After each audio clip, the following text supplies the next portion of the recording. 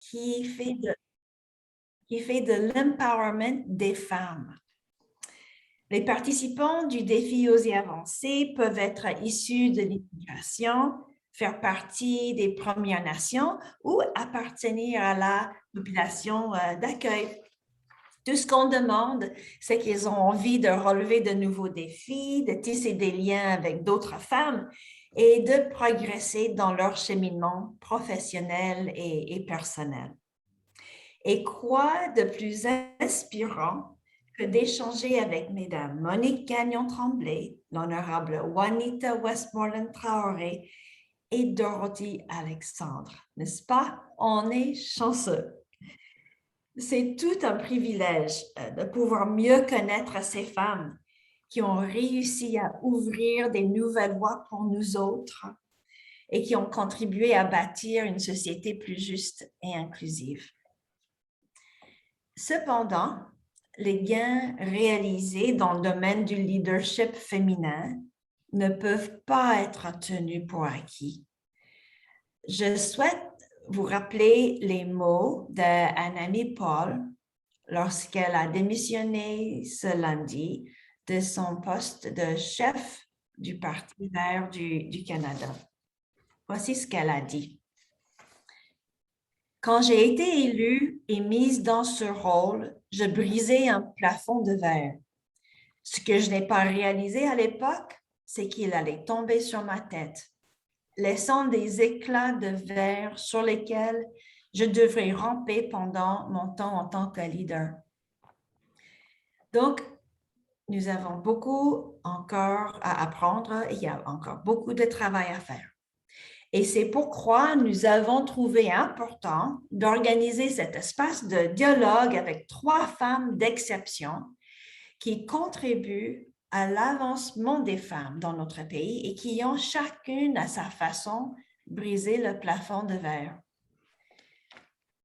Si nous pouvons vous offrir cette activité, c'est grâce à la contribution financière des gouvernements du Canada et du Québec. Et nous sommes très fiers d'avoir plusieurs représentants avec nous ce matin. En plus de nos 3 vedettes qui vous seront présentées tantôt, je tiens à souligner la présence de plusieurs personnes dignitaires et des élus.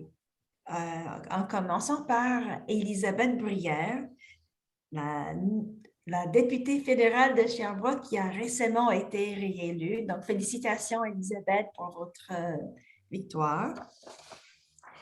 Je souhaite la bienvenue aussi à Kimberly Luce, qui est la directrice du bureau de circonscription pour la nouvelle députée de Brome-Missisquoi, Pascale Saint-Onge. Bonjour à Geneviève Hébert, députée de Saint-François. À Madame Sylvie Lapointe, attachée politique du député de Richmond, André Bachand, à Nathalie Dupuis, mairesse de Waterville, à Nicole Bergeron, présidente du conseil exécutif de la ville de Sherbrooke, et à Evelyne Baudin, conseillère municipale et candidate à la mairie de Sherbrooke.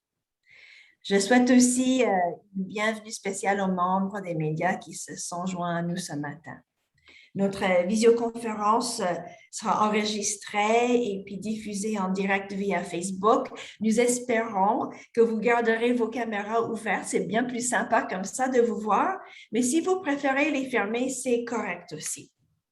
Vous pouvez utiliser la zone de clavardage tout au long de l'événement pour partager vos commentaires ou pour faire un appel à l'aide si vous avez des problèmes techniques.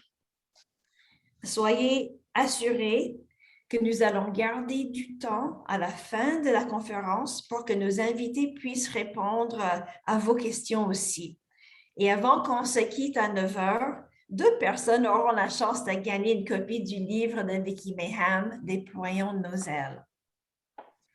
Maintenant, je souhaite passer la parole à la présidente d'Action interculturelle, Louise Gagné. Louise est elle-même une pionnière féministe et une femme qui est très, très impliquée dans notre communauté. Alors, Louise, à vous la parole.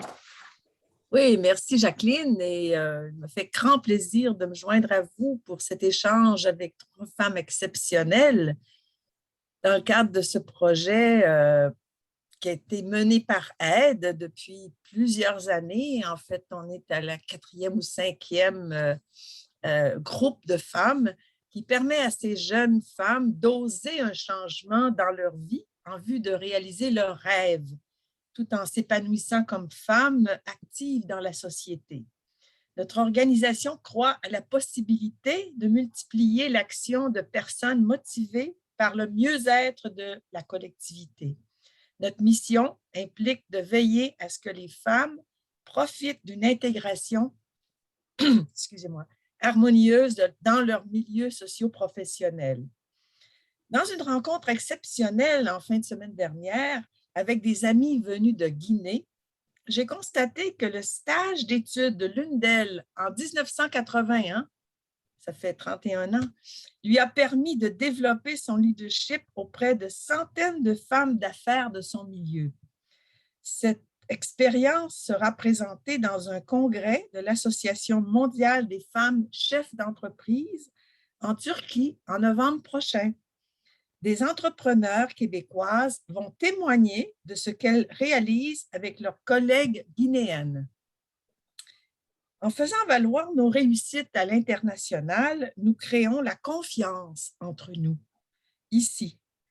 Et des femmes ailleurs peuvent aussi profiter de cette expérience pour développer leurs propres projets avec lesquels nous sommes solidaires. C'est ainsi que nous contribuons à changer le monde. La présente conférence, avec 3 femmes extraordinaires, continue l'exploration des droits et des possibilités de mettre en valeur les talents de chacune des participantes dans le projet que nous menons pour oser avancer. Merci de votre appui à ces femmes qui osent beaucoup. Bonne conférence. Bravo. Merci beaucoup, Louise. Ce matin, nous sommes choyés d'avoir comme animatrice la journaliste chevronnée Maryse Mathieu. Maryse est une femme attachante qui a exactement la personnalité chaleureuse qu'on cherchait pour créer une ambiance conviviale et plus informelle pour cet espace de dialogue. Elle est une maman dévouée qui dirige avec brio les communications de la municipalité de Saint-Denis de Brompton. Elle est aussi impliquée dans un grand nombre d'organismes communautaires. Maryse, à toi la parole. Merci beaucoup, Jackie. Moi, je peux vous dire que je suis honorée d'animer cette conférence, d'avoir été choisie avec le cœur parce que j'aime travailler avec mon cœur. Alors, je suis contente. J'ai même dit tout à l'heure, je me rappelle, comment vous avez fait pour convaincre Monique Gagnon-Tremblay qui a pris sa retraite, qui est discrète. La dernière fois où j'ai vu Mme Gagnon-Tremblay, c'était à la soirée électorale de Mme Bibeau, la première soirée électorale. J'étais enceinte de mon 3e enfant. J'avais mal au cœur et je me tenais tranquille. Mme Gagnon-Tremblay, c'est des retrouvailles. Je vous remercie d'être présente. Et puis donc, comme l'a bien présenté Jackie, nous avons des pionnières qui ont ouvert la voie à d'autres femmes avec nous. On va les faire jaser. J'aime pas lire des textes, j'aime discuter. J'aime qu'on sort presque le café, le sucre à la crème, les viennoiseries. Vous êtes presque chez moi autour de la table et je veux qu'on discute avec la femme derrière l'image médiatique, l'image politique. Alors, j'espère qu'on va arriver à des belles discussions ensemble, une rencontre conviviale et puis on veut vous connaître, on veut s'inspirer de vous. Alors, bienvenue à toutes. Je vais prendre une petite minute pour chaque invité, donc j'en ai 3, pour vous présenter. Et je vais commencer par Monique Gagnon-Tremblay. Mon Dieu, j'aurais 2 feuilles à lire à son sujet, mais je vais me limiter à une petite minute. Madame Gagnon-Tremblay, elle a été notamment ministre déléguée à la condition féminine et des services de garde, ministre des communautés culturelles et de l'immigration, ministre des Finances, vice-première ministre à 2 reprises, présidente du Conseil du Trésor. Elle a été ministre déléguée à l'administration et à la fonction publique. Elle a été également ministre des Relations internationales et de la francophonie, Ça me rappelle des souvenirs, moi aussi.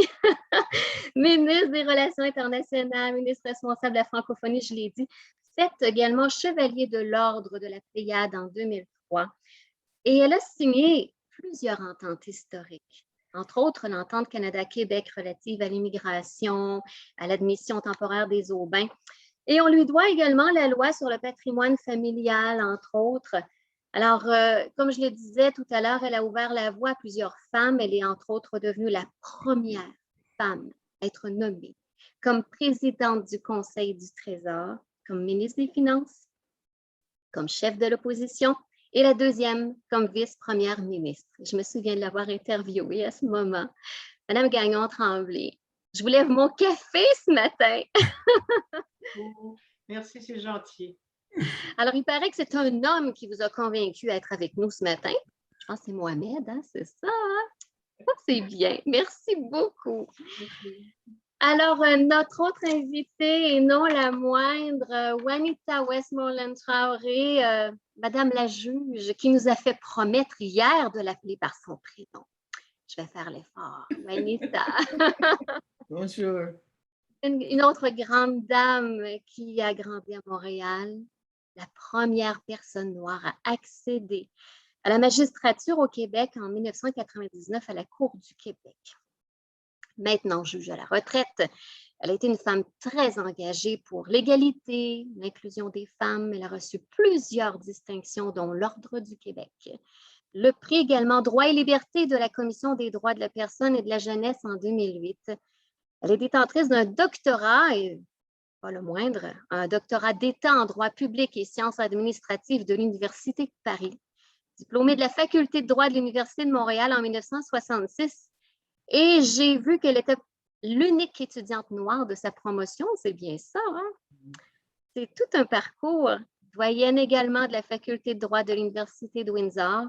Elle a fait partie de plusieurs conseils, dont la Ligue des droits de l'homme, le Conseil de l'Association canadienne des libertés civiles et l'exécutif de la Fondation canadienne des droits. Elle a signé de nombreux articles dans la revue du Barreau. Bref, elle a vraiment laissé sa trace dans le milieu juridique en travaillant dans divers organismes aussi comme l'Office de protection des consommateurs du Québec, la Commission des droits, le Congrès des femmes noires du Canada. Je suis vraiment impressionnée. Je suis vraiment impressionnée. Trop aimable. Et nous avons une charmante dame que moi j'appelle ma Oprah Winfrey. Elle est en direct de l'Afrique du Sud ce matin, Dorothy Alexandre. Et pourquoi je l'appelle ma Oprah Winfrey? Elle a animé pas moins de 200 tables rondes sur la condition féminine, l'égalité, les jeunes, la diversité, les médias, l'entrepreneuriat, la culture.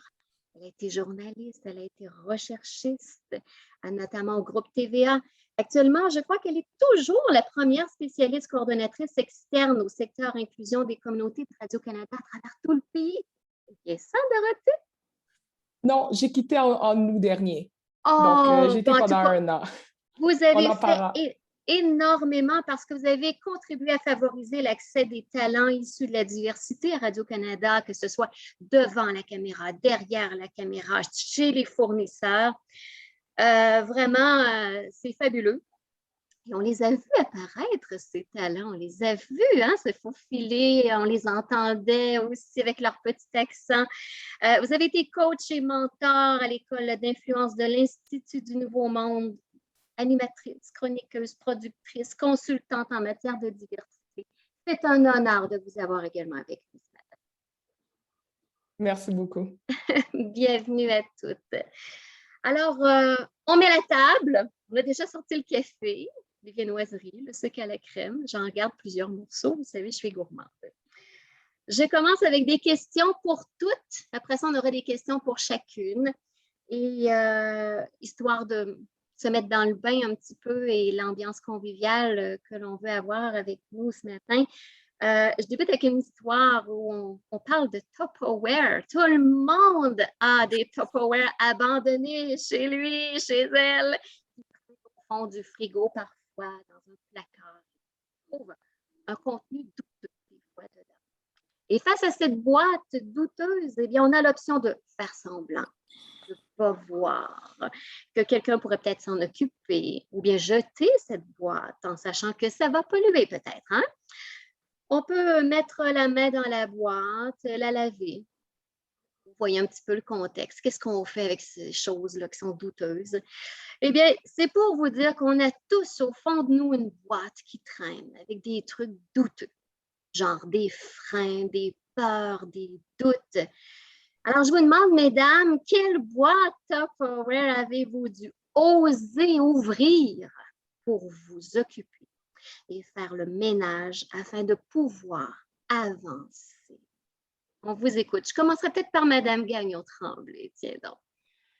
Alors voici, c'est que la métaphore du Tupperware m'a beaucoup amusée, étant donné que c'était de mon époque. Alors voici comment j'ai ouvert cette boîte après avoir fait un cours commercial et étant secrétaire légal d'un notaire. J'ai décidé que quant à faire des contrats, aussi bien percevoir les honoraires. Alors, je suis retournée aux études. J'ai fait un bac SR parce qu'à l'époque, le cégep n'existait pas. Retournée aux études en droit à 29 ans. Alors, je suis arrivée à l'université pour paraître beaucoup plus jeune. J'avais mis mes bas golf et ma petite jupe courte. J'ai fait un bac en droit et de même qu'une licence. Alors, c'est ce qui m'a permis, c'est d'ouvrir cette boîte. Par la suite, bien, en étant à Sherbrooke, lorsque vous ouvrez un bureau de notaire, il faut bien sûr avoir quand même des connaissances. Alors, j'ai donné beaucoup de conférences sur les testaments, les contrats de mariage, les successions. Et c'est comme ça que je me suis fait un réseau d'amis, tout en intégrant aussi les femmes de la FEAS de l'époque. Et par la suite, j'ai été aussi conseillère municipale de ma petite municipalité. Et après ça, la politique, et je laisse la place aux autres. Alors, Juanita, votre boîte Tupperware, elle vous a suivi? C'est ça, j'ai essayé de penser à cela. Je me suis dit peut-être que c'est le fait de travailler et s'occuper aussi de la maison, de la famille. Et donc, je me souviens une fois, j'étais chez une autre amie qui était politicienne et j'ai demandé mais comment elle fait? Elle ouvre son frigo et c'est plein de boîtes et de contenants. Et elle a dit oui, mais j'ai dit à ma famille, je vous aime assez pour vous commander le meilleur qu'il y a. Alors, ça m'a un peu libérée, si tu veux, savoir qu'on ne peut pas tout faire, mais on essaie de choisir et s'occuper de l'essentiel. Tout à fait, tout à fait. Et Dorothée, peut-être avez-vous plusieurs contenants Tupperware? Oui, bien, c'est Douteux. sûr que je vous dirais que ce que Juanita vient de dire par rapport à on ne peut pas tout faire, on pourra en revenir dans les défis de conciliation un peu plus tard. Moi, je dirais que c'est la fameuse boîte Tupperware de la peur du jugement, la peur de faire des erreurs. Elle m'a suivie toute ma vie. Je suis née au Québec, d'origine haïtienne, et dans une certaine éducation, des fois, on nous dit qu'il faut travailler 2 fois plus fort pour atteindre la moitié de ce que les autres vont atteindre. Et c'est un frein souvent parce que ça nous pèse pendant longtemps dans notre vie. Donc, moi, je vous dirais que cette fameuse boîte, j'ai arrêté de la porter au début de la trentaine quand je me suis dit, je vais me lancer comme journaliste au sein du groupe TVA. Il y a quelqu'un qui m'a découverte et qui m'a dit, pourquoi est-ce que vous n'essayez pas? À l'époque, je ne lisais pas les journaux, je ne regardais pas les nouvelles, je n'avais pas étudié en journalisme, j'avais peur même de parler en public. Ceci étant dit, j'ai dit pourquoi pas? Si je ne me lance pas dans cette opportunité-là, qui le fera pour moi? Et plusieurs années après, donc après avoir fait 7 ans au sein du groupe TVA, j'ai redéposé ce Tupperware et je me suis lancée en affaires comme entrepreneur en communication. Donc, pour moi, peut-être je pourrais conclure, on parlait de métaphore. Quand j'étais au secondaire, j'allais au collège Regina Assunta et je jouais au handball. Et quand je prenais le ballon, je faisais toujours mes 3 pas. Gauche, droite, gauche. Et que pensez-vous que je faisais? Au lieu de tirer au but, qu'est-ce que je faisais? Je faisais toujours la passe. Mais des fois, il y a des moments pour faire la passe, il y a des moments pour aller vers l'avant. Et j'ai décidé de savoir quand faire la passe et quand moi-même porter le ballon pour faire des changements. Donc, voilà ce que ces Tupperware m'ont permis de faire. C'est fabuleux. On est en plein dans le thème de oser, mais oser des choses. Une autre question pour vous trois. Et peut-être que ça va s'adresser tout de suite à Juanita parce que ça va rejoindre ce qu'elle vient de nous parler. Alors, ben, vous savez, on connaît tous l'adage, tout seul on va vite, mais ensemble on va plus loin. Hein, on rejoint un petit peu ce qu'on entendait tout à l'heure. On ne peut pas tout faire. Et on sait que l'un des points cruciaux pour se développer, ben, c'est notre réseau. Alors, comment votre réseau vous a-t-il aidé concrètement? Appartenez-vous à un Girls Club, peut-être? Qui sait? Juanita. C'est tombé peut-être du ciel. Dans la communauté où j'étais, il y avait toujours un groupe, on les appelait le Colored Women's Club. Et c'est parce que leurs maris sont venus des États-Unis, des hommes noirs, ils travaillaient dans les chemins de fer comme porteurs et se sont regroupés. C'était des Américains à l'origine. Mais dans la communauté, ils ont commencé à faire des actions pour appuyer les gens qui arrivaient ou les gens parfois qui avaient des maladies, tout ça. Et à partir de ce groupe qui avait été créé, en tout cas, on dirait en 1902, c'est très vieux, il y a eu le Congrès des femmes noires. Ils ont amené le Congrès des femmes noires et on avait des sections à Montréal, francophones et anglophones. C'était quelque chose que nous, on avait décidé vraiment d'innover. Nos associations étaient bilingues pour les deux langues.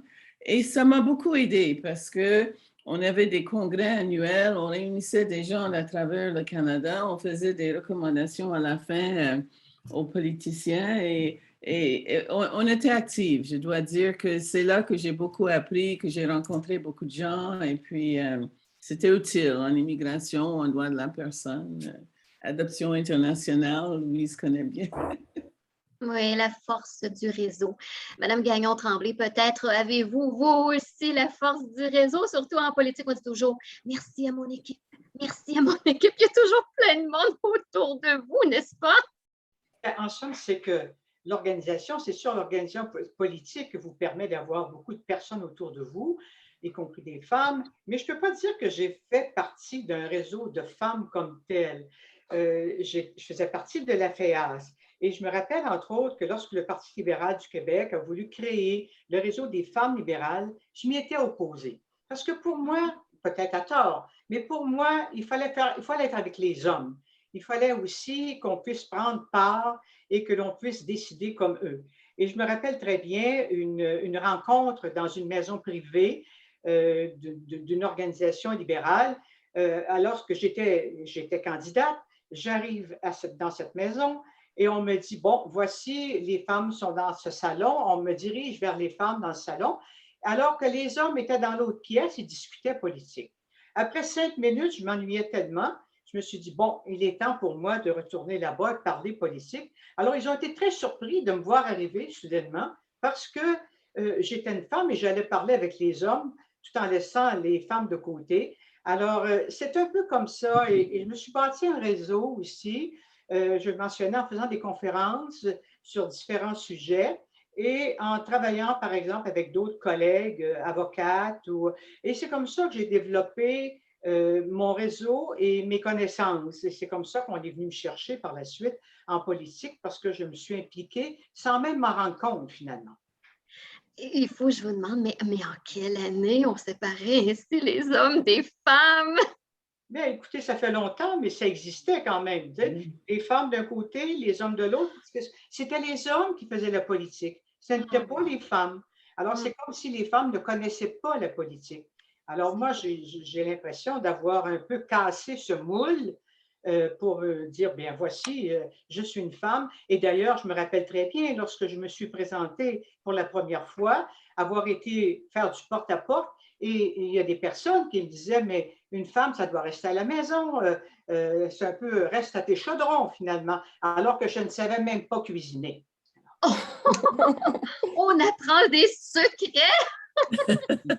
Moi, je veux dire seulement que Monique était mon ministre quand j'étais au Conseil des communautés culturelles et de l'immigration. Alors, c'est elle qui me dirigeait. J'étais fière d'elle. Oh, moi qui allais demander à Mme Gagnon-Tremblay la recette secrète de sa réussite, de sa longévité. Elle ne sait pas cuisiner! Oh, vous me faites vraiment sourire ce matin. Je veux absolument entendre Dorothy également sur notre question. Alors, Dorothy, à vous la parole. Vous avez sûrement un réseau, vous aussi. Oui, tout à fait. Puis moi, je vous dirais qu'au niveau des réseaux, c'est ce qui m'a ouvert pratiquement toutes les portes dans ma vie. Pourquoi? Parce que je pense que c'est important pour les personnes qui nous écoutent de savoir qu'un réseau, on a quelque chose à apporter à un réseau, mais on doit savoir ce qu'on va chercher aussi au sein d'un réseau. Donc, c'est du donnant-donnant. Et aussi, les réseaux vont avoir des impacts différents tout au long de nos parcours. Alors, quand j'ai commencé au début de la vingtaine, je vous disais que j'étais une femme qui n'avait pas confiance en moi. Moi, j'ai un bac en réadaptation physique de l'Université Concordia. Donc, le premier réseau qui m'a vraiment, en anglais, on dit empowered, qui m'a vraiment donné des ailes, ça a été la Jeune Chambre de commerce haïtienne à Montréal. Pourquoi? Parce que c'était la première fois, un peu comme Juanita disait, c'est la première fois que je voyais des jeunes qui me ressemblaient. On mettait nos costumes, il y en a qui étaient des avocats, des avocates, d'autres étaient en politique. Donc, c'est les premiers balbutiements. Puis aujourd'hui, c'est la génération de Dominique Anglade. Donc, des jeunes que vous voyez qui sont dans la quarantaine, j'ai 41 ans. Et pour moi, ça a été mon premier réseau qui m'a dit, Dorothy, tu as ta place. Tu ne sais pas encore où est-ce que tu t'en vas dans la vie, mais c'est correct. Il y en a d'autres qui le savent. Colle-toi à ces gens-là. Par la suite, il y a eu d'autres réseaux qui se sont développés. J'ai vendu des cosmétiques parce que c'est un réseau de femmes qui étaient des femmes d'affaires et qui m'ont donné cette confiance de dire, tu veux aller en affaires, tu ne sais pas trop comment faire. Ceci étant dit, il y a des femmes qui sont là pour te former, fais-leur confiance.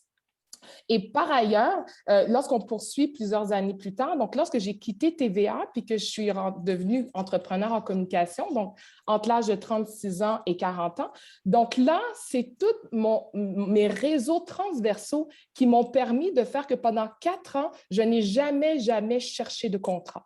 Donc, le premier contrat a été le seul que j'ai eu à chercher. Et par la suite, ça a été de bouche à oreille. Et qui m'embauchait? C'était des organismes privés, publics, parapublics, des OSBL, etc. Donc, mon nom, j'avais réussi à créer un nom de par ma rigueur, de par ce que je livrais lorsque je travaillais avec ces organisations-là. Et je redonnais énormément également au sein de différents réseaux. Donc, c'est la raison pour laquelle je dis, lorsque vous regardez des réseaux, voyez qu'est-ce que ça peut vous apporter et qu'est-ce que vous pouvez apporter également à ces réseaux-là. Il ne faut pas sous-estimer les humbles débuts des réseaux parce que des fois, on veut joindre le plus gros réseau du Québec ou du Canada, alors que les micro-réseaux sont souvent ceux qui vont vous apporter davantage. Pourquoi? Parce que vous allez créer des connexions, vous allez créer des relations qui vont perdurer dans le temps. Et c'est ça la force du réseau. Ce sont les relations et non pas seulement ce que quelqu'un peut vous apporter. C'est excellent. C'est ce qui permet parfois de se propulser vers un autre réseau aussi. Voilà.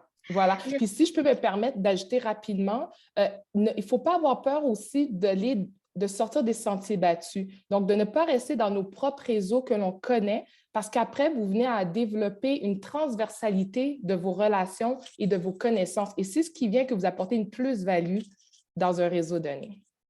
Merci beaucoup, Dorothée. Maintenant, je vais passer aux questions individuelles et je m'adresse d'abord à Mme Gagnon-Tremblay. On ne se cachera pas qu'œuvrer dans le milieu politique, c'est difficile. On l'entend à l'occasion, hein, que ce soit homme ou femme. Ça l'est sans doute encore plus pour les femmes, j'ose imaginer. Quel est votre secret de leadership pour garder la motivation, le courage, la persévérance, afin d'avoir pu contribuer, mais aussi longtemps dans le monde politique, Mme Gagnon-Tremblay? J'ai l'impression que vous êtes éternelle avec nous. Je crois finalement que le moment où j'ai fait de la politique n'est plus le même. Hein. On ne fait plus de la politique aujourd'hui comme on le faisait quand je suis entrée en 1984. D'ailleurs, je ne ferai plus de politique maintenant. Je serais incapable de faire de la politique, c'est trop difficile avec les réseaux sociaux et ainsi de suite. Je dois dire que j'ai eu toujours un bon réseau en politique et je dirais que ce sont souvent les hommes plus que les femmes qui m'ont aidé. Au départ, M. Bourassa m'avait nommé président de la commission féminine et je ne savais pas pourquoi, mais c'était dans le but de m'amener au Conseil des ministres si j'étais élue. Alors, M. Ryan, entre autres, a été un très bon collaborateur aussi qui m'a beaucoup enseigné et qui m'a donné des bonnes méthodes de travail. Alors, je dois dire que dans mon parcours politique, les hommes m'ont aidé beaucoup, ont été des aidants pour moi, je dirais même plus que les femmes, par contre. Et si j'ai réussi, c'est parce que j'avais la passion, j'aimais ce que je faisais Et ce n'était pas uniquement faire de la politique, mais c'était aussi de pouvoir diriger, de pouvoir améliorer des situations, de pouvoir transformer. Et c'est ce qui me donnait une passion finalement et ce qui m'a permis d'y demeurer pendant 27 ans. Quel beau parcours, Robert Bourassa. Ça me rappelle des souvenirs quand je vous écoute, Mme Gagnon-Tremblay. J'ai couvert cette dernière conférence de presse à Québec. Ça ne me rajeunit pas, hein? Ça ne nous rajeunit pas, non, pas du tout. On ne le dira pas. On ne dira pas. C'est beau de vous entendre. Je voudrais maintenant m'adresser à Juanita parce que vous êtes une championne de la cause des Autochtones, notamment des femmes noires. Alors, quel est le combat qui vous a le plus touché durant votre carrière, une si belle carrière? J'ai de la misère à croire que vous êtes déjà à la retraite. Ça nous arrive tous de façon inaperçue, mais on continue aussi. Il n'y a pas de cassure. Alors là, ce que peut-être m'a marqué, c'est quand on organisait avec le Congrès des femmes noires chapitre de Montréal, le 9 août, c'était une activité de solidarité avec les femmes sud-africaines. Alors, on avait, si tu veux, un volet international aussi. Mais à travers cette activité du 9 août, on l'organisait avec la Fédération des femmes du Québec. Et de cette façon, notre petit comité avait un rayonnement, si vous voulez, avec tous ces organismes de femmes québécois. Et on faisait venir des femmes de l'Afrique du Sud aussi. Il y avait Madame Caroline Modiga qui venait à chaque Mogadime, il faut que je dise son nom comme il faut, qui venait à chaque année et c'était un rassemblement immense, mais ça nous permettait en même temps de connaître et de faire des liens avec des organismes féminins au Québec. C'était quand même significatif. Je me souviens de ça, mais il y avait beaucoup d'actions aussi, puisqu'il y avait beaucoup, comme j'ai remarqué, des femmes qui venaient des Caraïbes. Il y avait un programme de l'immigration fédérale qui les amenait comme travailleurs domestiques, mais quand ils venaient, ils étaient pas mal isolés. Alors, notre congrès organisait des activités le jeudi, je me souviens de ça parce que c'était leur journée off. Et en même temps, on était impliqués dans l'affaire des femmes jamaïcaines, comme on disait, parce qu'ils avaient la possibilité de venir sur ce programme-là, mais ils n'avaient pas le droit, imaginez-vous, d'amener leurs compagnons, leurs partenaires, leurs maris, leurs enfants. Alors, on a amené ça à la Commission des droits de la personne, ça fait des vagues et tout le reste, mais à la fin, il y a eu des amendements, ils ont pu le faire. Alors, vraiment, c'est à travers cette action-là qu'on menait avec beaucoup d'autres, qu'on a été formés et qu'on a appris. Je me posais la question, pourquoi ces femmes n'avaient pas le droit d'apporter leur conjoint? Ça me questionne.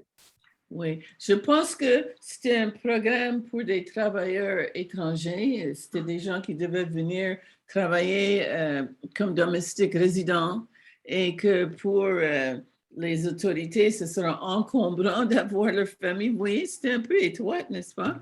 Parce que les femmes sont venues finalement, ils ont créé des familles ici, ils ont eu des enfants ici et c'est une contribution à la société. Mais à ce moment, il a fallu vraiment lutter pour qu'on accepte que c'était discriminatoire. On trouvait que c'était pas discriminatoire.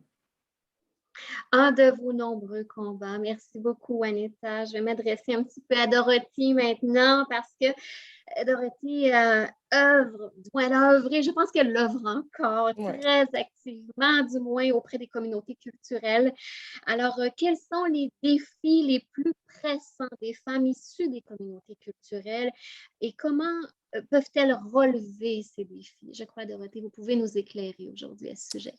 Oui, il y a plusieurs défis, puis je dirais que je vais me concentrer sur quelques-uns d'entre eux parce qu'il y en a pour lesquels on a plus d'impact par rapport à nos vies personnelles, puis il y en a d'autres qui sont plus inscrits dans le système, dans la société dans lesquelles on vit. Donc, d'un point de vue personnel, je pense qu'il y a beaucoup de femmes peut-être qui ont un manque de confiance en elles. Pourquoi? Parce qu'elles viennent avec une richesse de leur pays, puis quand elles arrivent ici, des fois, elles peuvent avoir l'impression que ce n'est pas assez. Ou ce que je fais, je ne suis pas capable de l'intégrer dans un fameux moule québécois. Donc, ça aussi, ça peut être un défi important. Donc, c'est de reprendre possession de ses moyens, de se dire, oui, je suis capable, ce que j'ai, ça a une valeur. Maintenant, c'est correct d'aller chercher des adéquations, d'aller chercher des comparables ici au Québec, mais il ne faut pas effacer d'où l'on vient, il ne faut pas effacer notre identité parce que vos identités sont propres à vous et c'est ce qui fait que vous apportez une plus-value dans vos entreprises, etc. Je dirais aussi que l'autre défi, c'est qu'il y a plusieurs gens qui font partie d'une certaine génération sandwich. Si on parle une première, deuxième génération, donc Juanita, probablement que vous pourriez être d'accord, des femmes qui sont nées ailleurs, qui arrivent ici au Québec, qui doivent s'occuper de leurs enfants, qui doivent payer pour leur famille à l'étranger. Donc ça apporte une charge mentale supplémentaire que des choix de carrière souvent ne seront pas faits en fonction de leurs besoins et de leurs rêves, mais en fonction de la nécessité de vivre et de survivre. Ensuite, on a une nouvelle génération qui est peut-être née ici, qui, elle, voit ses parents travailler très fort et qui peut prendre malheureusement un certain poids, un fardeau personnel pour pouvoir avancer. Ceci étant dit, je pense qu'il faut travailler en équipe pour savoir comment est-ce qu'on fait pour pouvoir réaliser ces objectifs. D'un point de vue professionnel, je dirais le manque de réseau, de représentation, de modèle ou de mentor. Donc, quand on parle un mentor et un sponsor, c'est important de connaître quelle est la différence entre une personne qui va nous accompagner à travers notre cheminement. Donc, on finit l'école en droit. Est-ce qu'on a une personne qui est déjà dans l'industrie qui va nous guider? Une fois qu'on est sur le marché du travail, est-ce qu'on a quelqu'un qui va continuer à nous apprendre quel est le sens politique? Et c'est important de le découvrir, ce sens politique, au sein d'une organisation. Puis je pense qu'on a madame ici, Monique, qui est vraiment la mieux placée parmi nous, parce que ce sens politique-là nous permet de déterminer qui fait quoi au sein d'une organisation, vers qui se tourner lorsqu'on veut avancer. Et il ne faut pas voir le sens politique comme quelque chose de négatif, c'est inhérent à toute organisation et c'est très important. Et peut-être le dernier élément que je pourrais ajouter, c'est que des fois, dans la société, on peut penser que l'on a besoin d'une seule personne noire, une seule personne autochtone, d'une seule personne dans un poste donné. Donc, ça peut créer une certaine volonté de certaines personnes de ne pas aller de l'avant parce qu'on dit, il y a déjà une Dominique Anglade. Mais pourquoi ne pourrait-il pas y avoir 4 Dominique Anglade? Donc, il peut y avoir une certaine forme de compétitivité qui subsiste, qu'elle soit consciente ou inconsciente. Donc, pour moi, je pense que c'est important au niveau des défis que les femmes s'entourent adéquatement, qu'elles aillent chercher des modèles, qu'elles embrassent leur identité plurielle à 1000% et surtout qu'elles se fassent confiance en se disant, oui, peut-être que je n'ai pas toutes les réponses, mais je fonce quand même. Et ceci étant dit, au fur et à mesure que je serai dans l'action, je serai apte à aller attirer ce que je veux dans la vie. Pardon, j'ai la voix coupée. On va vous laisser prendre une petite gorgée d'eau. Et la sous-question qui me vient en vous écoutant, Dorothée, c'est mais où est-ce qu'on les prend, ces mentors et ces modèles de ces femmes qui arrivent ici, qui sont un peu déracinées, d'après vous? Oui, c'est un très bon point. Autant, comme Mme Monique Gagnon-Tremblay disait, que les médias sociaux ils ont leurs points négatifs, autant il y a des points positifs. Aujourd'hui, nous sommes à un clic des personnes qui nous inspirent. Ce que ça signifie, que ce soit quelqu'un qui est à l'université, un professeur, que ce soit une personne que vous voyez dans la sphère publique, que ce soit une personne qui travaille au sein d'une organisation quelconque. Ce qui est important, c'est de faire preuve d'ouverture. Et dites-vous aussi que ce n'est pas tout le monde qui va vous dire oui.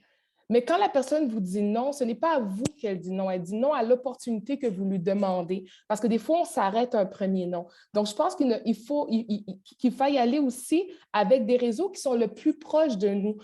Une des choses que les femmes, surtout issues des communautés culturelles, ce qu'on fait, on nous a appris à nous dire, puis en créole, je vais dire en créole, « papa les affaires ».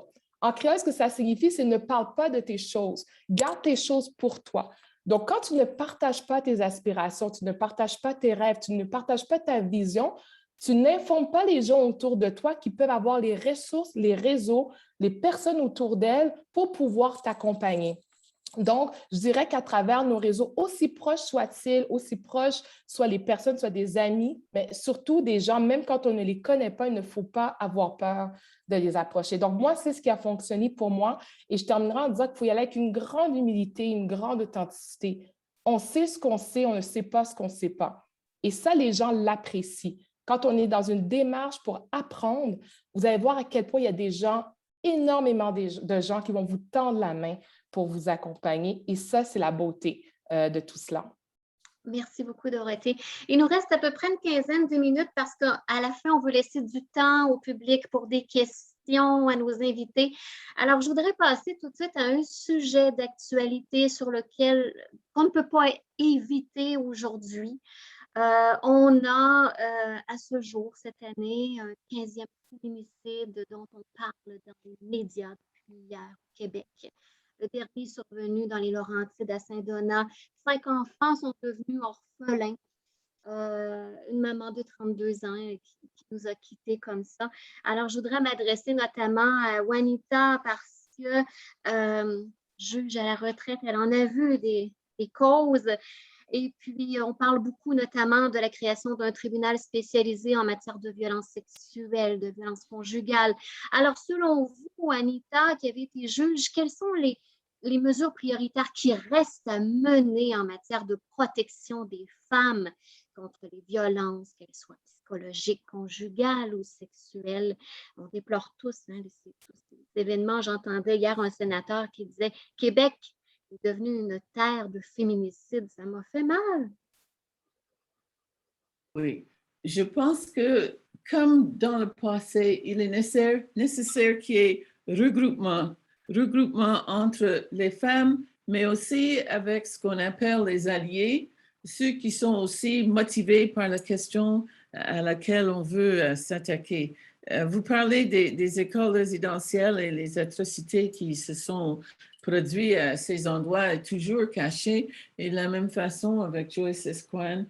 Moi, je pense que la question de la légalité des libérations, c'est une chaîne, on doit se tenir la main. Je me souviens que j'avais participé dans le temps à la manifestation pour Chantal Daigle. C'était une immense manifestation et c'était par rapport à la question du droit à son corps et le droit à l'avortement, qui maintenant, aujourd'hui, est acquis. Mais pour que cela arrive, je me souviens, la manifestation monstre sur la montagne et tout le monde avait le droit de parole parce que tout le monde était touché. Alors pour moi, ce qui est essentiel, c'est que de s'étendre au-delà de son noyau immédiat et de tenir la main, d'échanger avec d'autres groupements, à la fois ici au Québec, au Canada et à l'international. C'est ça qui amène nos forces.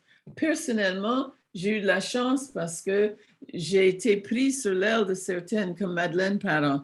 Elle était une syndicaliste, elle était une féministe, elle avait milité autant au Québec et en Ontario, et elle m'a beaucoup appris du mouvement syndical, de l'organisation. Elle m'aimait bien. Elle nous réunissait le dimanche matin chez elle avec des beignets, comprenez-vous? Et puis l'autre personne, c'était mon professeur de musique. Parce que dans la famille, dans le temps, il fallait que les jeunes filles soient éduquées, tout ça. Et mon professeur de musique, Madame States, elle me prenait au fur et à mesure que je grandissais et elle me parlait des cieux, des œuvres auxquelles je n'aurais pas pu m'imaginer.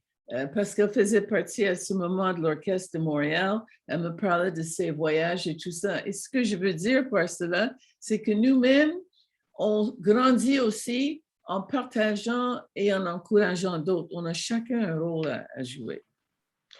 Je regardais les visages un petit peu. Je ne sais pas si Dorothée ou Mme Gagnon-Tremblay, vous avez le goût d'intervenir sur cette question spécifique ou est-ce que l'actualité nous fait mal un peu ce matin en tant que femme? Moi, je vous dirais que je me sens tellement impuissante face à ce qui arrive actuellement aux femmes et ça me désole tellement, ça me fait tellement mal au cœur de voir surtout des enfants qui deviennent orphelins ou orphelines. Et ça me touche beaucoup. Maintenant, quelle est la solution? Comment y arriver? Je suis bouche bée, finalement. Et je me dis, c'est certain qu'on doit, très jeune, je pense, mieux informer les femmes. Et en même temps aussi, il va peut-être falloir qu'on guérisse les hommes. Les hommes, il y a beaucoup d'hommes violents, on le sait, on le voit, mais quelle sorte d'aide on leur apporte aussi parce que souvent, on a besoin de les guérir également. Mais en même temps, comment les protéger? J'avoue que je n'ai pas la solution, mais je suis très désolée de voir ce qui arrive actuellement. Et Dorothée, un petit mot peut-être de votre part, oui. Oui, j'ai été présidente du Conseil des Montréalaises pendant 3 ans. Donc, on faisait des recommandations à la Ville de Montréal en matière d'égalité de conditions féminines. Puis, un des éléments qui ressortait énormément, c'est l'importance que les groupes de femmes, donc les groupes qui soutiennent les femmes victimes de violences conjugales, physiques, doivent recevoir. Mais il y a également toute une partie de l'éducation parce qu'une femme qui se fait, qui est victime, son estime de soi en prend un coup. Donc, si cette femme ne sent pas qu'elle est entourée, qu'il n'y a pas de jugement autour d'elle, ça peut être difficile. Donc, peut-être qu'il y a des gens autour de nous qui vivent ces sévices-là, mais qu'on ne le sait pas. Donc, pour moi, je pense qu'il y a une responsabilité personnelle, une responsabilité sociale d'ouvrir la porte aux gens qui nous entourent. Puis, à partir du moment qu'on voit qu'il y a peut-être des éléments qui peuvent peut-être nous permettre de déterminer qu'une femme souffre, c'est de ne pas avoir peur de tendre la main. Donc, je voyais que ça revenait dans le chat, puis d'inspirer cette personne-là à aller chercher de l'aide. Parce qu'une autre chose aussi, on va souvent dire ou penser que ce sont les femmes en situation de précarité qui souffrent, mais ce n'est pas vrai. Vous avez des femmes d'affaires, vous avez des femmes qui sont des femmes de tête, comme on aime dire, qui sont à la tête de grandes organisations, qu'on ne sait pas ce qui se passe entre les 4 murs de leur maison. Donc, pour moi, ça passe par davantage de financement des groupes, davantage d'éducation chez nos jeunes filles également, et qu'on ne le prenne pas pour acquis parce qu'il y a même des groupes de filles que je vous invite à soutenir sur Instagram. Ça s'appelle La Voix des jeunes comptes. Ce sont des jeunes filles qui luttent contre les violences sexuelles dans les écoles secondaires. Donc, si ces enfants-là, qui sont en secondaire de 12 à 16 ans, luttent aujourd'hui, c'est que ces filles-là savent que leurs habits sont les futures femmes violentées et les futures victimes potentielles de féminicide demain. Donc, il y a des femmes de l'organisme communautaire qui travaillent étroitement avec elles, qui sont dans la trentaine, mais ces jeunes filles-là ont 12 à 16 ans et elles ont besoin de notre génération, de nos générations pour les soutenir. Donc, c'est ce que je dirais pour conclure. Vous appelez La Voix des jeunes quoi? Sur Instagram, ça s'appelle La Voix des jeunes comptes. Je pourrais vous mettre le lien dans le clavardage. Donc, vraiment, ce sont des jeunes qui ont commencé à l'âge de 11 ans, 12 ans au sein de la Maison d'Haïti. Puis maintenant, elles sont vraiment avec une autre jeune femme qui s'appelle Cloriane Augustin, qui les soutient dans leur démarche pour pouvoir faire qu'il y ait des lois cadres, une loi cadre qui lutte contre les violences sexuelles faites à l'égard des enfants. Donc, on parle de jeunes garçons de 12-16 ans qui abusent de jeunes filles dans les écoles secondaires. Donc, il faut commencer tôt cette éducation. Je voudrais ajouter, et je suis tout à fait d'accord avec Dorothy, c'est que on a chacun une occasion. Une fois, j'étais Mère Christo pour un camp pour les jeunes scouts, et c'était les moments qui se portaient volontaires. Et ce que j'ai vu, c'est qu'à un moment, on s'est réveillé et puis il y avait un jeune garçon à l'extérieur et il faisait vraiment des gestes dérogatoires à un autre enfant qui était là, qui avait un handicap. Cette mère-là, c'était pas son enfant, mais elle a été directement et elle a secoué ce jeune petit et elle a parlé directement sur pourquoi il devait respecter l'autre et pourquoi c'était sa responsabilité et qu'est-ce qu'il pouvait faire. Et tout le monde est resté là, bouche bée, mais on a été impressionnés par son courage. Donc, chacun peut saisir l'occasion. Et l'autre chose que j'ai compris aussi, c'est que les mamans, au fond, les grands-mamans, les tantis, nous aussi, on a la responsabilité d'éduquer nos jeunes. Ils sont entre nos mains. On les fait faire des choses sans le stéréotype des actions. Les jeunes garçons, s'ils veulent, apprennent aussi à faire la cuisine, à nettoyer. Les jeunes femmes apprennent aussi à faire des représentations. Il ne faut pas qu'on demeure dans ces stéréotypes et il faut qu'on élargisse. On a cette possibilité. Absolument, tout à fait. Je vois le temps filer et je veux absolument vous entendre sur vos rêves parce que les optimistes vous le diront, le meilleur est à venir. Alors, quels sont vos rêves pour le futur, que ce soit personnel ou professionnel? Peut-être Madame Gagnon-Tremblay, j'aime bien débuter par vous parce que vous avez tellement fait en quelques décennies. Je vous écoute en terminant. Vous comprendrez que mes rêves, pour moi, bon, je n'ai plus 20 ans, là. Alors, donc, j'ai quitté la politique en 2012 et je suis maintenant à la retraite. Alors, mon rêve, c'est d'avoir cette santé qui me permet de continuer à vivre agréablement, à pouvoir continuer à faire des exercices, faire mes marches régulières à tous les jours, de pouvoir voyager, mais très peu quand même, parce que j'ai beaucoup voyagé lorsque j'étais au ministère des Relations internationales. J'ai pratiquement fait le tour du monde. Alors donc, maintenant, d'être confortable chez moi et dans ma résidence secondaire, à la chaleur, l'hiver. C'est ça qui est mon rêve, mais c'est surtout la santé. Je pense que lorsqu'on a la santé, on peut faire beaucoup de choses. Et bon, je souhaite à tout le monde une retraite aussi, mais vous n'êtes pas prêt à prendre votre retraite encore. Mais lorsqu'on est à la retraite, on a beaucoup de temps, puis en même temps, on en a très peu. Alors, et actuellement, bon, j'ai écrit mes mémoires lorsque j'ai quitté la politique parce que je me disais à 100 ans, je veux être capable de me relire. Alors, vous imaginez que j'anticipe beaucoup et probablement que je serai en mesure de faire éditer ce livre l'an prochain. Alors, ce sont des rêves, mais en même temps, comme je le mentionne, le plus beau rêve, c'est d'avoir toujours cette santé pour me permettre de fonctionner.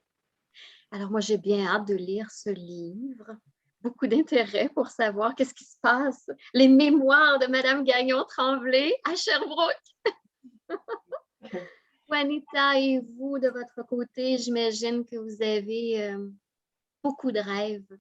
Oui, je voudrais être aussi avancée que Monique dans l'écriture de mes mémoires, mais le problème, c'est il semble que je m'implique toujours. Je suis officiellement à la retraite, mais ça semble que c'est une occasion d'être plus occupée. Mais dans des choses vraiment importantes et des choses peut-être que j'ai toujours voulu entreprendre et pour l'aide des autres.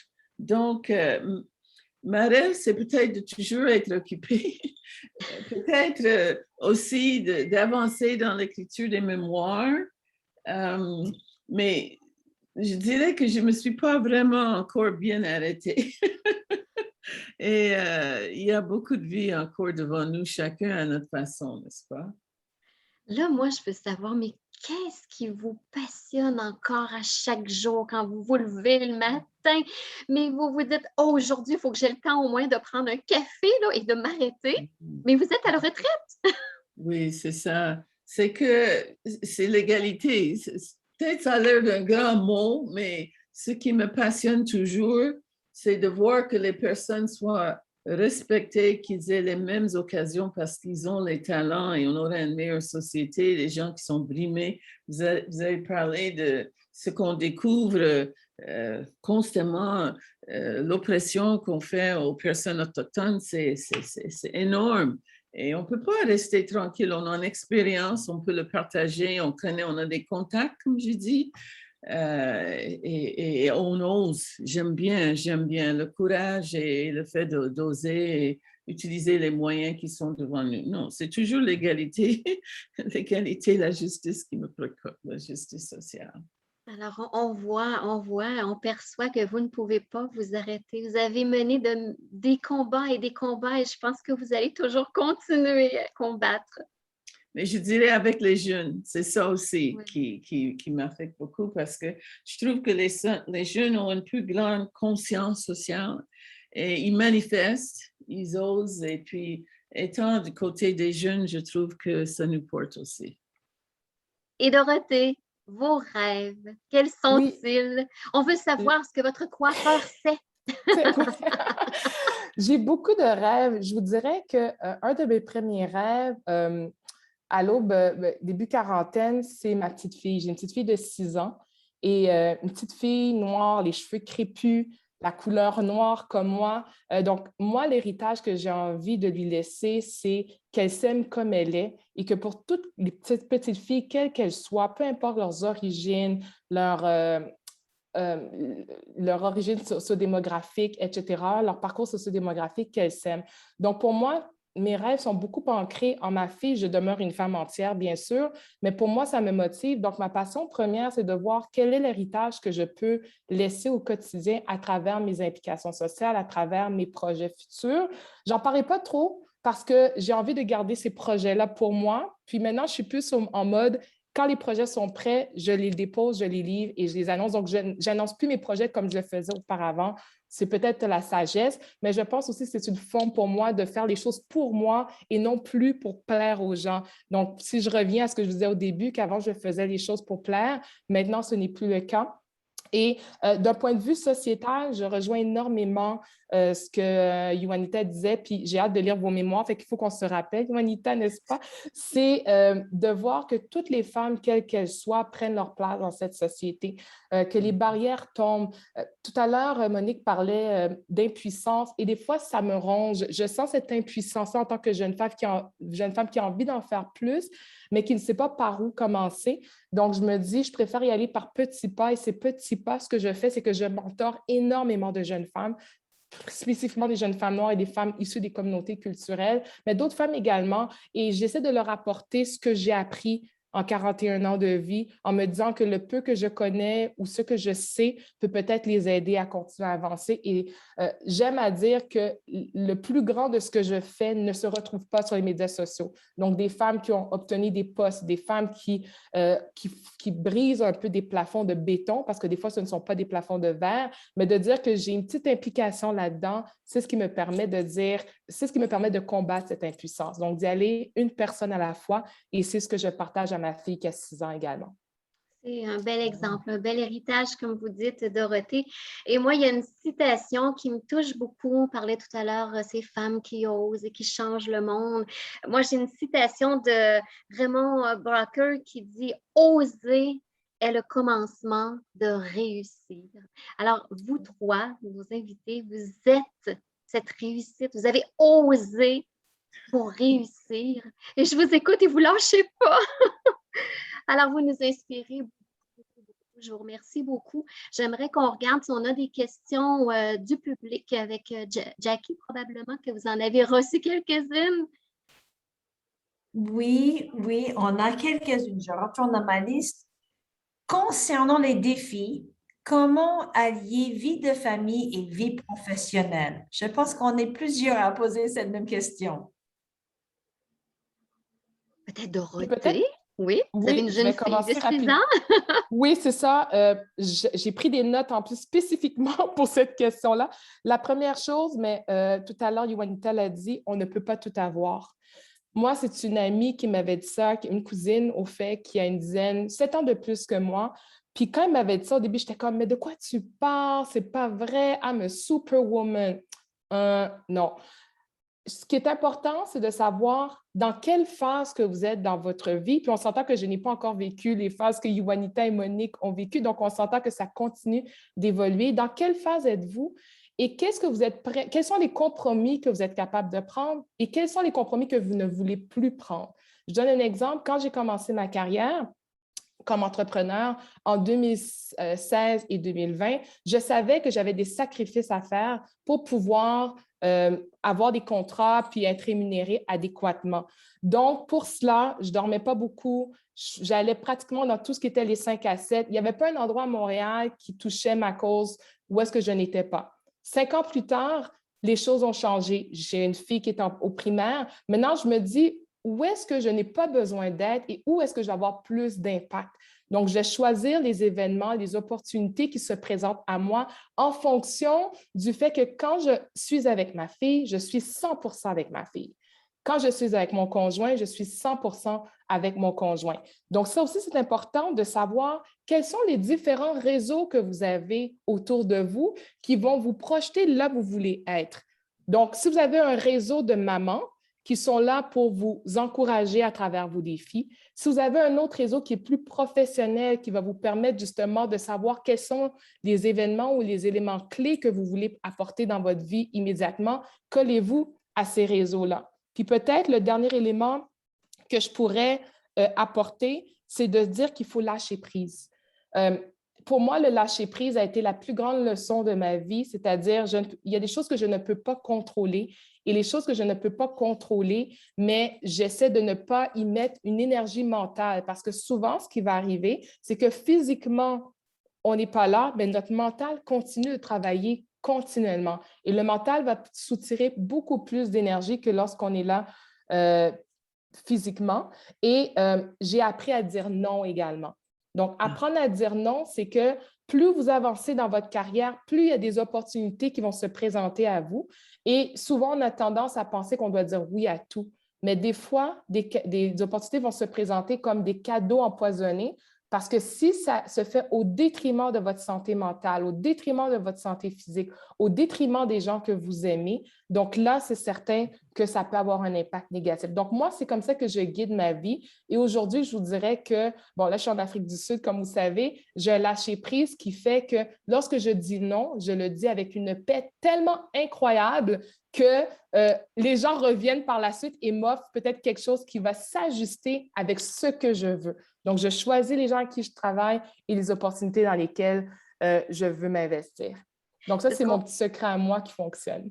C'est ce qu'on pourrait peut-être dire justement un brin de sagesse, ce que vous aviez dit tout à l'heure. Je ne sais pas si Mme Gagnon-Tremblay est d'accord et je vois le visage de Juanita qui a des grands sourires. C'est tellement sage, ce Dorothy. Moi, je dirais que mon soutien aussi, c'est ma famille. Hein. Vous l'avez mentionné, votre fille est petite maintenant, mais elle fait partie de votre soutien aussi parce qu'elle vous donne de l'amusement et de l'amour. Alors, dans toute ma vie, j'ai perdu ma maman très jeune, mais mon père est devenu mère et père et ma grand-mère. Et je dois dire que sans cette famille élargie, je ne serais pas survécue. Peut-être, Monique, vous aimeriez ajouter un petit mot là-dessus? Je dirais que mon parcours a été tellement différent. Vous savez, lorsque j'ai commencé à pratiquer le notariat, j'avais 33 ans. Alors, à ce moment-là, j'ai dû faire des choix. Je me suis dit, après avoir autant travaillé pour en arriver là, est-ce que je suis capable de concilier les deux, c'est-à-dire être mère et continuer à pratiquer? Alors, j'ai fait le choix de pratiquer au détriment d'être mère. Je ne vous cache pas qu'à l'âge de 45, peut-être, que 40-45 ans, j'ai réfléchi, je me suis dit, est-ce que j'ai fait le bon choix? Alors, je me suis lancée en politique à l'âge de 45 ans, alors j'ai fait toute ma vie pratiquement là-dedans, mais je dois dire cependant que j'ai beaucoup gâté les neveux et nièces et les enfants des neveux et nièces. Alors, j'ai participé de cette façon, mais j'étais incapable de concilier les deux à l'époque. Est-ce que nous avons d'autres questions du public? Moi, je suis curieuse. Hein? Est-ce que je peux me permettre de rajouter? Ah oui, excusez-moi. allez-y. Je vais ajouter juste parce qu'il y a beaucoup de gens issus des communautés culturelles, puis c'est faire un lien avec ce que Juanita disait. Ce qui m'a aidé énormément aussi, c'est que la nouvelle génération qui est née ici, on a souvent perdu le sens communautaire des familles. Donc, quand nos familles sont arrivées au Québec ou à Montréal, elles se sont installées dans des quartiers donnés qu'on a souvent appelés à tort des ghettos. Mais ce n'est pas des ghettos, c'est parce qu'ils allaient où est-ce qu'il y avait des repères, des gens qui leur ressemblaient et qui leur permettaient d'avoir ce soutien-là. Moi, je suis en Afrique du Sud aujourd'hui, je suis toute seule, je sais ce que c'est maintenant de n'avoir personne. Maintenant, ma génération, on retourne à ces sources-là. Je vous donne un exemple. On est un groupe de WhatsApp. On est 8 familles, donc 8 couples avec nos enfants. Et c'est ce qui nous a permis de garder la tête hors de l'eau pendant la pandémie. Parce que maintenant, les anniversaires, les décès, les hauts, les bas, on se partage, on reste en communauté. Et maintenant, on pense même à se dire pourquoi tout le monde achète des maisons aussi éloignées les uns des autres, alors qu'on peut retourner et reformer des communautés. Donc, aux gens qui ont connu ça dans la jeunesse, si vous êtes capable de maintenir ça ou de le rapatrier, je vous implore de le faire parce que ça aide énormément au niveau de la charge mentale. Et nous, maintenant, on est en train de se réveiller une nouvelle génération. C'est tard, mais il n'est jamais trop tard. Jamais trop tard, effectivement, tout à fait. Est-ce qu'on a d'autres questions, Jackie, du public? On a une question par rapport au mentorat, mais je pense que ça serait intéressant de laisser nos participants aussi poser des questions de vive voix. On a plusieurs personnes comme Aminta et Karine qui sont très actives dans les réseaux, puis on a plusieurs femmes politiques qui sont avec nous aussi. Donc, et des hommes. On veut vous entendre. Donc, vous n'avez qu'à ouvrir votre micro ou bien lever la main. Oui, je vois plusieurs visages. Madame Bergeron en bas d'écran, Madame Brière également. C'est toutes des femmes qui habituellement ont la parole facile. Je ne sais pas si elles ont le goût de poser des questions ce matin. Ben, si je peux me permettre. En Allez-y. fait, j'ai pas de questions. Je suis tout simplement en admiration devant le parcours de 3 femmes inspirantes, comme je l'ai inscrit tout à l'heure dans le chat, et authentiques, et qui ont contribué et qui continuent de contribuer là, d'une façon remarquable à notre société. Et je pense que c'est grâce à des femmes comme ça aussi, quand on a des modèles devant nous, ben veut pas, quand on a tout un doute, est-ce que je vais être capable? Est-ce que c'est pour moi? Est-ce que je suis suffisamment compétente? Ben, quand on voit qu'il y en a d'autres qui l'ont fait avant nous, ben, effectivement, on se dit pourquoi pas. Mais le mot principal est vraiment aussi d'être sur son X, de suivre ses intuitions, d'être dans sa passion. Et de travailler, mais quand on est dans sa passion, même si on travaille fort, on n'a comme pas toujours l'impression de travailler en quelque part. Et oui, le réseau est très important. La famille, même quand on n'a pas d'enfants, ben, ça peut être des beaux-frères, des belles-sœurs, les amis proches, intimes. C'est tous des gens qui aussi nous soutiennent, nous encouragent parfois quand on vit des périodes un petit peu plus difficiles. Mais moi, j'encourage effectivement d'autres femmes à oser, effectivement. Et je pense que là, il n'y a plus de démonstration nécessaire à faire pour dire que les femmes, non seulement sont tout aussi compétentes que les hommes, mais qu'elles peuvent entreprendre n'importe quoi qu'elles ont envie d'entreprendre et elles vont réussir malgré qu'il y a des embûches. Mais c'est vrai dans tous les domaines de la société, que ce soit en éducation, en santé, pas juste en politique ou militante au niveau du communautaire. Mais je pense aussi que c'est important, ça a été nommé un peu aussi tout à l'heure, je pense qu'il faut avoir, et on en a des alliés parmi la gent masculine. Et c'est important d'être inclusive parce qu'on est une société qui doit justement composer avec des hommes et des femmes. Et le fait de travailler ensemble, de briser des plafonds ou de casser des moules, ben, je pense qu'il y a des hommes qui nous aident à le faire. En tout cas, moi, dans mon parcours, il y a aussi des hommes qui m'ont aidé à le faire, qui m'ont tendu la main, comme Monique Gagnon-Tremblay l'a si bien dit. Et c'est ça, si on se voit d'une façon égalitaire, et il ne faut pas mettre tout le monde dans le même bateau. Il y a beaucoup d'hommes qui se sentent interpellés, que ce soit par les féminicides ou par les injustices en général, et qui sont des alliés précieux et qui doivent eux aussi prendre la parole. Ce n'est pas juste aux femmes à porter ce poids-là, dans l'éducation aussi, pour briser les stéréotypes, comme ça a été dit aussi tout à l'heure. Donc, merci, bravo pour cette belle conférence et comme je le disais tout à l'heure, à ces femmes inspirantes. Merci. C'est très inspirant, effectivement. Alors, je ne sais pas, Jackie, s'il y a d'autres choses que vous auriez aimé ajouter. Je sais qu'on voulait laisser de la place au public parce que c'était une demande. Est-ce qu'il y en a d'autres que vous avez à votre écran, là, des petits mots des gens qui sont branchés avec nous? Mais moi, je peux me lancer.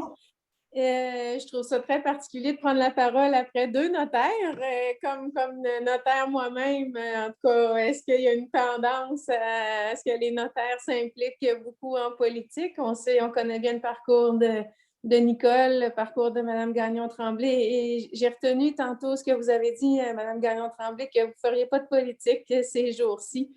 Mais je pense qu'avec tout ce que vous avez fait, tout ce que vous avez ouvert comme porte, le plafond que vous avez fait éclater, vous l'avez fait dans votre temps.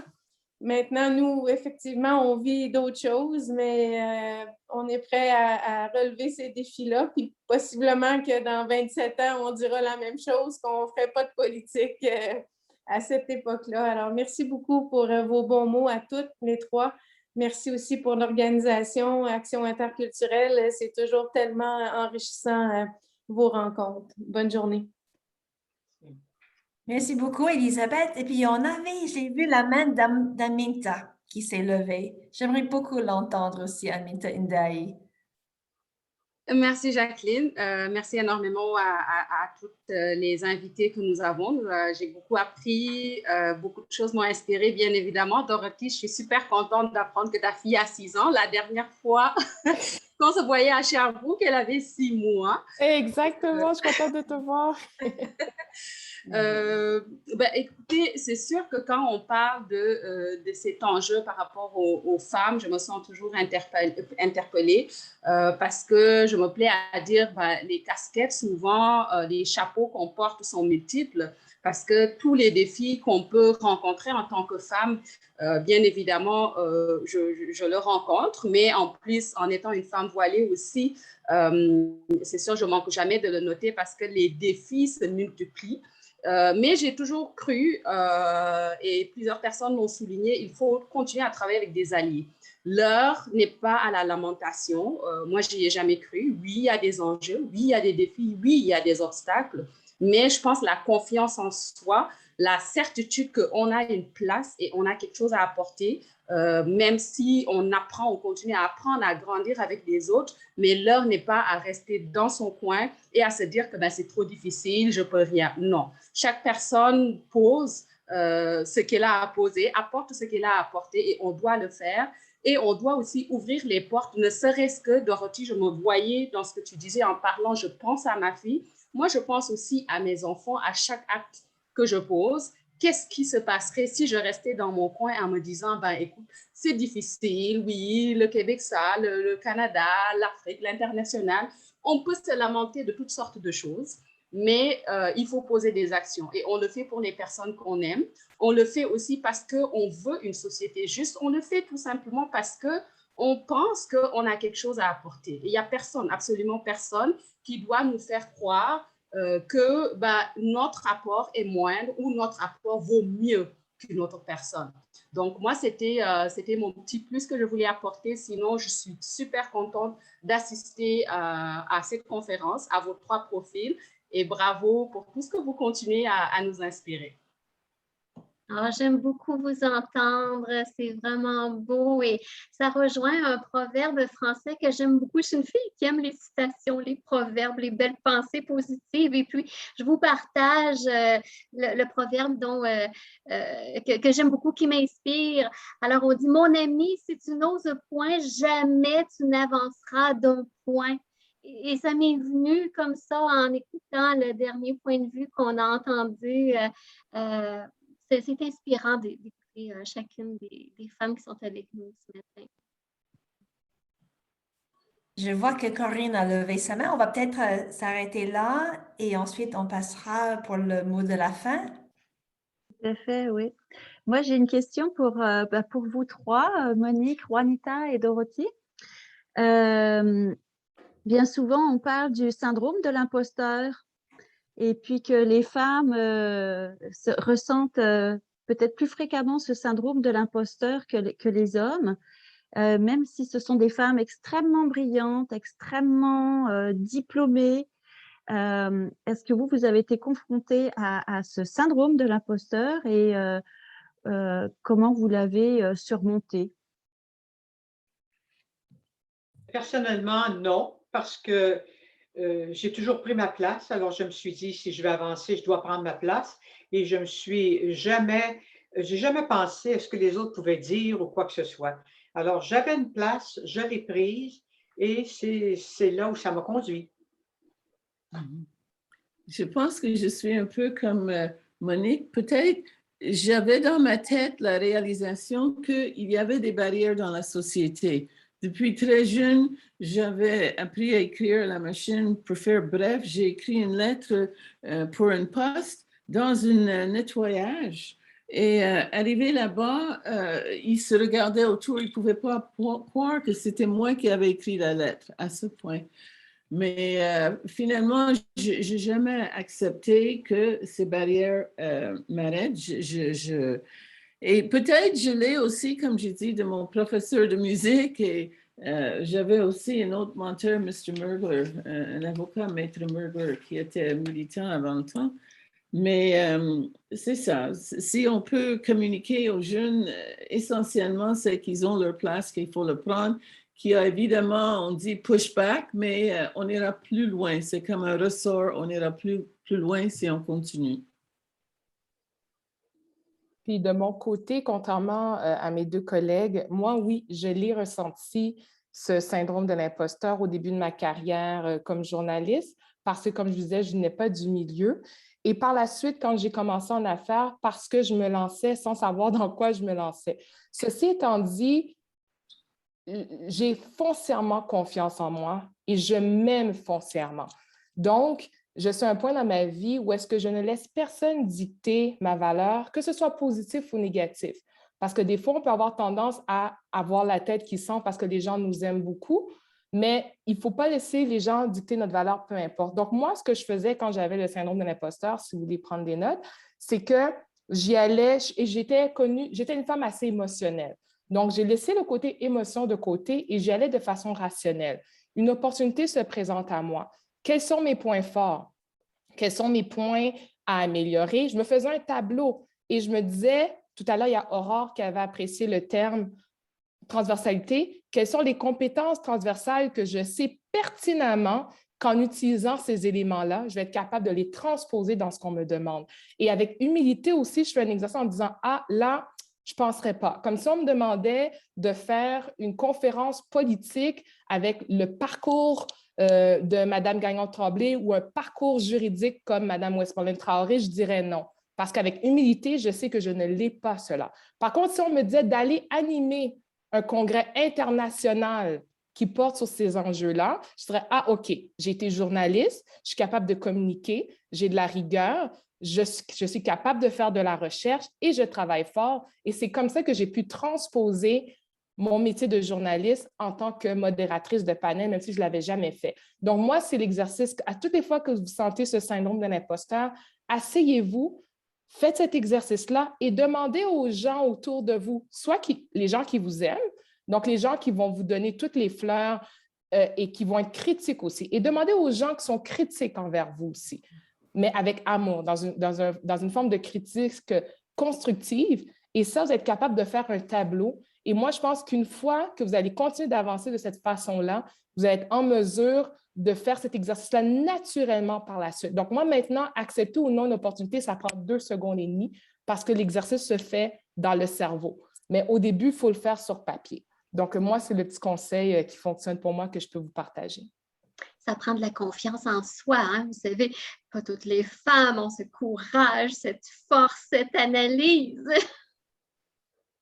Exact. Puis, vous le mentionnez très bien, Marie, ça part de ça. La confiance va nous propulser parce que quelqu'un va vous dire quelque chose puis il va dire « c'est pas moi ça ». À partir du moment que vous savez que ce n'est pas de vous que l'on parle, vous passez à l'autre appel et ça ne va même pas vous faire mal parce que je vous dis, moi, je m'aime. Puis ma fille, c'est comme ça que j'essaie de l'éduquer aussi, c'est de dire, il faut que tu t'aimes foncièrement. Ça ne veut pas dire qu'on ne fait pas d'erreur, ça ne veut pas dire qu'il n'y a pas de place à amélioration. C'est que je sais que mon fond, il est foncièrement bon. Je sais que je travaille fort. Donc, quand j'arrive à quelque part, c'est ce que j'apporte. Et c'est ce qui va attirer les gens. Et si vous apportez ça autour de la table, il y a des gens qui vont être prêts à vous prendre, à travailler avec vous, même s'ils savent qu'il y a des éléments que vous ne connaissez pas. Ils vont vous former, ils vont vous accompagner, ils vont vous donner des ressources pour pouvoir vous aider à vous propulser parce qu'ils vont voir cette volonté-là que vous avez et cet amour pour soi que vous avez. Donc, ça part de là. Aimez-vous, mesdames, foncièrement. Soyez non négociables sur l'amour que vous avez pour vous, pour vos attitudes, pour votre personnalité. Puis ensuite, vous allez rayonner au-delà de toutes vos attentes et de vos rêves. On parlait de rêves. Je ne vous dis même pas mes rêves parce que je sais qu'il y a des rêves qui existent que je ne sais même pas qui sont encore présents, qui vont se déployer dans la vie, mais je ne suis pas encore consciente de ces rêves-là. Je vais m'arrêter là. C'est vraiment beau. On est déjà rendu au mot de la fin. Oui, puis juste avant, je voudrais, je pense que c'est vraiment clair qu'on pourrait continuer la discussion pour encore longtemps. C'est tellement fascinant. J'aimerais d'abord dire que la personne qui a posé cette dernière bonne question, c'est Corinne Jean-Guillaume, ma collègue. Et si on est là ensemble, c'est parce qu'elle a organisé cet événement avec énormément de passion, de cœur, de talent. Je lui lève mon chapeau. Bravo, Corinne. Bravo. Oui, vraiment et de façon professionnelle. Puis je voudrais aussi remercier Maryse pour l'excellente animation. Tu es une femme adorable et tellement compétente. Tu fais ça avec une main de maître. Puis pour nos 3 invités, si généreuses, si fascinantes, un immense merci. Je sais qu'on va retenir vos perles de sagesse pour encore longtemps. Et je suis vraiment contente qu'on a pu faire un enregistrement pour que d'autres femmes et d'autres hommes vont pouvoir également écouter pour encore longtemps. Donc, merci, merci, merci. Vous avez été formidables. Et puis, comme on a mentionné à plusieurs reprises, si on va avancer dans le chemin de l'égalité, puis installer les femmes à leur juste place de leadership, ça prend des hommes. Donc, le mot de la fin revient à notre directeur général, Mohamed Soulami, qui est un allié, c'est clair, des femmes. Et puis, on lui remercie parce que c'est lui qui nous a permis d'avoir Monique Gagnon-Tremblay aujourd'hui. Alors, Mohamed? Merci, merci beaucoup, chère Jackie. Quoi dire après tout ça? Sincèrement, je veux dire merci et bravo, bravo et merci à nos 3 femmes exceptionnelles là, de nous avoir partagé ça, de ce que vous avez apporté. Je pense que vous l'avez apporté avec beaucoup de conviction à la société. Vous avez enrichi la société, vous avez fait des changements étape par étape. Et ça, ça mérite d'être connu, ça mérite d'être partagé. Puis vous l'avez partagé avec nous ce matin. À chaque fois que je vous entendais, je me disais, il faudrait vraiment qu'il y ait carrément plusieurs activités comme ça, qu'on puisse, parce que je pense qu'on a maintenant juste peut-être 1% ou même moins de ce que vous avez vécu, ce que vous avez apporté à la société. C'est une richesse extraordinaire. Alors, bravo pour ce que vous avez fait et merci de nous avoir partagé ça ce matin. Je pense que ça mérite une grande main d'applaudissements. J'inviterai tout le monde à ouvrir les micros pour qu'on applaudisse, qu'on entende les applaudissements. Moi, j'aimerais dire qu'on se redonne rendez-vous pour les 100 ans de Monique Gagnon-Tremblay. Mohamed, c'est votre prochain défi, c'est moi qui vous le dis. Oui, avec grand plaisir. Oui, puis je tiens aussi à me joindre à Jacqueline pour remercier Maryse. Merci pour ton animation. C'est vraiment, effectivement, c'est une animation de cœur. Donc, on ne se connaît pas, puis je viens de te connaître. J'apprécie beaucoup ça. Merci infiniment pour cette générosité que tu nous as donnée ce matin. Et quoi dire de plus? C'est sûr que dans des activités comme ça, on ne doit pas oublier aussi de remercier nos bailleurs de fonds, donc le Patrimoine canadien et le Secrétariat de la condition féminine, qui a permis nous en financer pour faire en sorte que ce projet puisse se réaliser. Un projet qui s'appelait avant Femmes au sommet. D'ailleurs, Monique, tu as assisté avec nous à quelques activités de Femmes au sommet. Et là maintenant, ça s'appelle Défi oser avancer. C'est vraiment le titre de ce projet-là. Rejoint beaucoup de femmes d'ailleurs qui sont avec nous aujourd'hui. Et c'est ça, l'objectif du projet, c'est d'aider les femmes à pouvoir prendre leur place et avoir des exemples de ce qu'elles peuvent elles-mêmes réaliser. Il y a une force incroyable qui est en chacune des femmes. Et ça, là, il faut les aider. Il faut juste, nous, ce qu'on a à faire, c'est juste un peu enlever peut-être quelques obstacles, ouvrir la porte là pour que ça se passe. Moi, je dois vous avouer une chose, là, je suis vraiment choyé dans la vie de travailler avec des femmes aussi, des femmes exceptionnelles. Alors, à tous les jours, j'apprends à tous les jours. Je suis entouré de femmes qui font des choses merveilleuses. D'ailleurs, cette activité de ce matin a été organisée par Corinne et Jacqueline, des femmes qui travaillent jour après jour pour faire en sorte de réaliser ces projets qui ouvrent la porte pour d'autres femmes. Alors, merci beaucoup, Jacqueline. Merci beaucoup, Corinne. Je sais que aussi beaucoup d'autres collègues contribuent. Je vais citer, et j'espère que j'oublie personne, mais sincèrement, j'en apprends à tous les jours d'elles. Julie aussi, Agathe, Myriam, Livia, Lalla, puis Aurore, qui était aussi avec nous, puis que maintenant, elle relève un autre défi. Alors, merci beaucoup. Puis, je dois dire, un autre point, effectivement, vous avez ouvert la porte. Monique, dans la région, tu as ouvert la porte aussi à ce qu'il y ait plusieurs femmes impliquées en politique. Puis, on a maintenant un exemple extraordinaire parce qu'on a dans la région, si je ne me trompe pas, 3 députés femmes au provincial et 3 députés femmes au fédéral. On a avec nous Elisabeth ce matin, on a Geneviève aussi avec nous, mais il y a aussi 4 autres, Marie-Claude Bibot, Pascal Saint-Onge, Christine Labrie, puis Isabelle Charret. Et ça apporte beaucoup. Alors, merci infiniment pour ce que vous faites. Puis effectivement, Maryse, tu as raison, il faudrait qu'on se donne un autre rendez-vous. Oh oui, tout à fait. Alors, j'ai profité de l'occasion pour les 100 ans de Mme Gagnon-Tremblay parce qu'elle a ouvert la porte tout à l'heure. Je ne pouvais pas manquer un morceau de gâteau.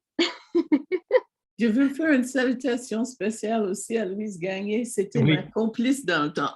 Oui. Et puis, je pense qu'on a mené des dossiers ensemble. Je suis très heureuse de te revoir et on continue. Oui. On prit l'entente sur l'immigration, qui est une entente exclusive. Oui, tout à fait. Et Louise Gagné, je veux lui témoigner toute mon admiration parce que c'est notre présidente. Je la côtoie à tous les jours, puis j'en apprends tous les jours. Puis elle a une générosité incroyable. Elle a aussi un parcours extraordinaire. À chaque fois qu'on parle, j'apprends beaucoup et je tiens à le remercier vivement pour son implication avec notre organisation. Elle nous donne vraiment beaucoup d'aile. Donc,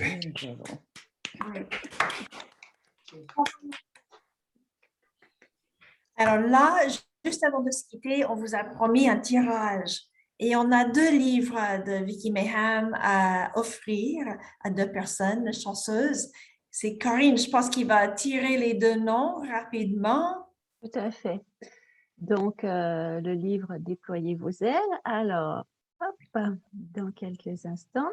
Alors, les gagnants sont, attendez, moi, je vais afficher ça, Mariam Cissé et Mouna Larouche. Alors, pour ces 2 personnes, je vais prendre contact avec vous par courriel et puis avoir vos coordonnées et vous envoyer le livre directement par la poste chez vous. Bravo. Donc, au nom d'Action interculturelle, je vous remercie chaleureusement pour votre participation ce matin. C'était un matin inoubliable. Je vous souhaite à chacune et à chacun de vous de continuer à rêver grand et de continuer à œuvrer fort pour qu'on puisse ouvrir d'autres portes pour les autres femmes qui nous suivent. Donc, bonne journée, prenez bien soin de vous et des vôtres. Merci. Et à bientôt. Merci. Bonne journée. Merci, et merci encore. Merci de votre présence. Au revoir. Bonne journée.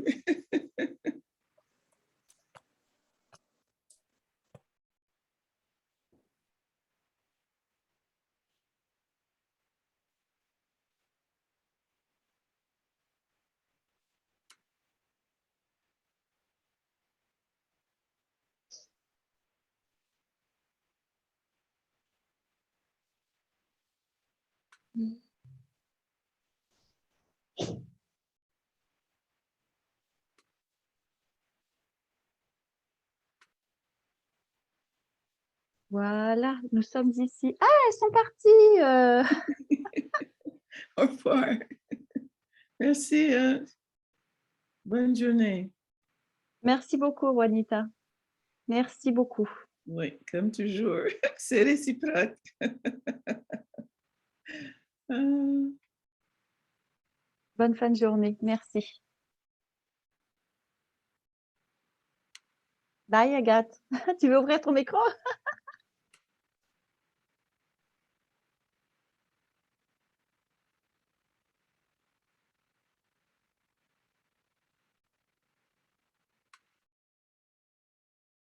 Je ne sais pas où est Jackie.